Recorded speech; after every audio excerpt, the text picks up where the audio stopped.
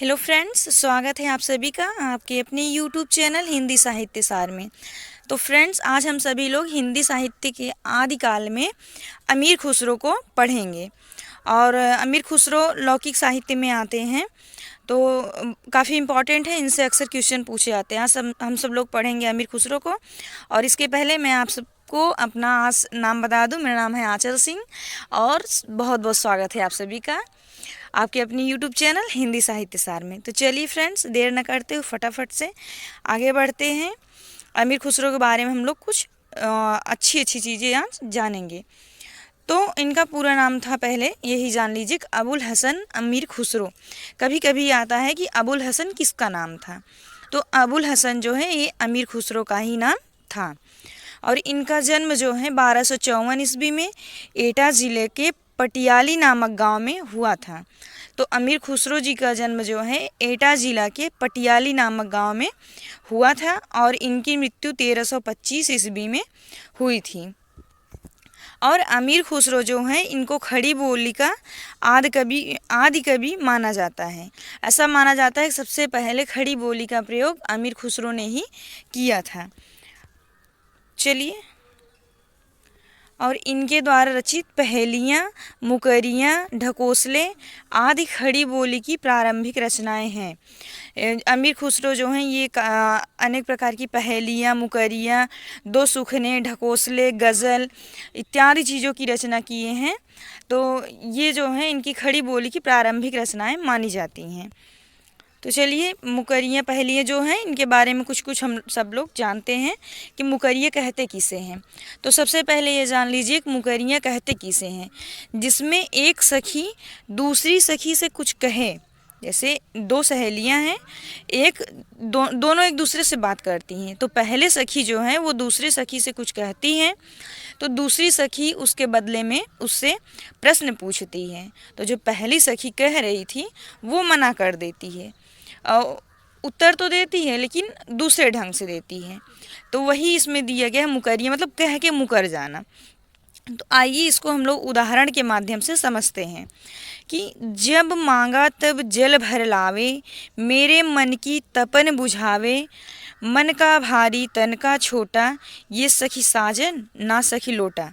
अब इसका हम आप लोग को थोड़ा समझाते हैं कि दो सखियां हैं, उसमें पहली सखी दूसरी सखी से कहती है कि जब मांगा तब जल भर लावे, कि जब मांगती हूँ तब मेरे लिए जल भर के वो लाता है, और मेरे मन की तपन बुझावे, और वे मेरे मन को शांत करता है, और मन का भारी तन का छोटा, मन का भारी और तन से वो छोटा है। तो दूसरी सखी उससे पूछती है कि ये सखी साजन, तो पूछती क्या सखी ये साजन है?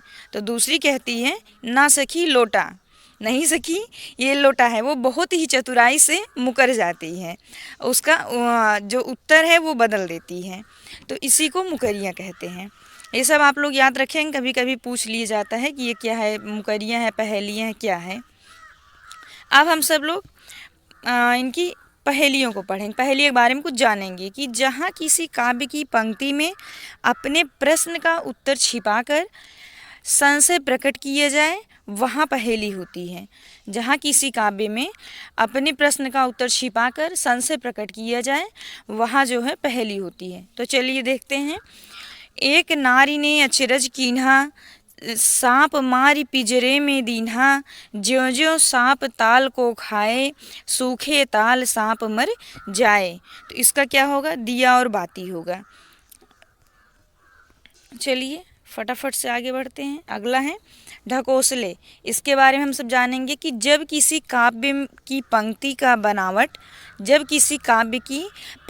बनावट का भाव ऐसे प्रस्तुत किया जाए कि दूसरा धोखे में पड़ जाए, और दूसरा धोखे में पड़ जाए तो उसे ढकोसले कहते हैं। तो चलिए इसको हम उदाहरण के माध्यम से समझते हैं।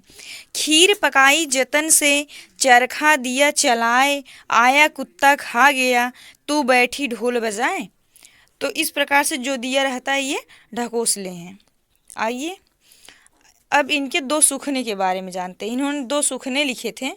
दो सुखने कहते किसको हैं, पहले ये जान लेते हैं कि जब किसी काव्य की पंक्ति में दो या दो से अधिक बातों को एक साथ कह दिया जाए, जैसे किसी भी काव्य की पंक्ति में दो या दो से अधिक बातों को एक साथ कह दिया जाए पर कारण एक ही हो, तो उसे दो सुखने कहते हैं। आइए उदाहरण समझते हैं तो जल्दी समझ में आएगा कि रोटी क्यों जली, पान सड़ा क्यों, रोटी जली क्यों, पान सड़ा क्यों, घोड़ा अड़ा क्यों। इसका था फेरा न था। रोटी अगर फेर देते या पलट देते तो जलती नहीं, और पान भी अगर फेर देते तो वो सड़ता नहीं, और घोड़ा अड़ा क्यों, क्योंकि फेरा न था। तो इसका ऐसे हो जाएगा, इसका एक ही आंसर होगा तीनों क्वेश्चन का। तो जो कई सारे क्वेश्चन पूछते हैं उसका एक ही आंसर होता है, तो वही दो सुखने होते हैं। ये आप लोग अपनी भाषा में समझ लीजिए, आसान भाषा में। और अमीर खुसरो के बारे में जानते हैं कि ये तुर्कवंशी सैफुद्दीन के पुत्र थे। तो इनके पिता क्या नाम था, सैफुद्दीन था, और ये चिश्ती संप्रदाय में दीक्षित निजामुद्दीन औलिया के शिष्य थे। अमीर खुसरो के गुरु का नाम निजामुद्दीन औलिया था। और अपनी गुरु की मृत्यु पर अमीर खुसरो ने कहा था कि गोरी सोवे सेज पर मुख पर डारे केस, चल खुसरो घरे आपने रैन भई चहुदेश। तो ये अमीर खुसरो बोले थे अपने गुरु की मृत्यु पर कि गोरी सोवे शेष पर मुख पर डारे केस, चल खुसरो घरे आपने रैन भई चहुदेश। तो आगे बढ़ते हैं हम सब लोग। अमीर खुसरो को हिंदुस्तान की तूती कहा जाता है। तूती, ये हिंद या हिंदुस्तान की तूती किसको कहा जाता है, अमीर खुसरो को कहा जाता है। और अमीर खुसरो प्रसिद्ध संगीतज्ञ के थे जो ध्रुपद के स्थान पर कव्वाली या कौल बनाकर नई राग को प्रचलित किए थे। ये जो है प्रसिद्ध संगीतज्ञ थे और ध्रुपद के स्थान पर कव्वाली या कौल बनाकर नई राग को प्रचलित किए थे। और खुसरो की रचनाओं का प्रथम संकलन जहावरे खुशबरी नाम से मौलाना रशीद अहमद ने अलीगढ़ से प्रकाशित कराया था। तो इसको याद रखिए कि खुसरो की रचनाओं का प्रथम संकलन जो है उसका क्या नाम है, जहावरे खुशबरी। और किसने इसको प्रकाशित करवाया, तो मौलाना रशीद अहमद ने। अहमद सालम भी होगा इसके आगे, इनका पूरा नाम है मौलाना रशीद अहमद सालम। और कहाँ से प्रकाशित हुआ, तो अलीगढ़ से प्रकाशित हुआ था। चलिए आगे बढ़ते हैं। अमीर खुसरो ने दिल्ली पर 8 राजाओं का राज्यारोहण देखा था। तो अमीर खुसरो ने दिल्ली में 8 राजाओं का राज्यारोहण देखा था, 8 राजाओं का राज्यारोहण देखा था। लेकिन ऐसा माना जाता है कि इनकी जन्म से लेकर मृत्यु तक 11 राजाओं का मतलब उस पर शासन था दिल्ली पे, जन्म से लेकर मृत्यु तक। और इन्होंने अपनी आंखों से 8 राजाओं को दिल्ली में शासन करते हुए देखा था। और ईश्वरी प्रसाद ने अमीर खुसरो को महाकवि या कवियों का राजकुमार की संज्ञा दी है।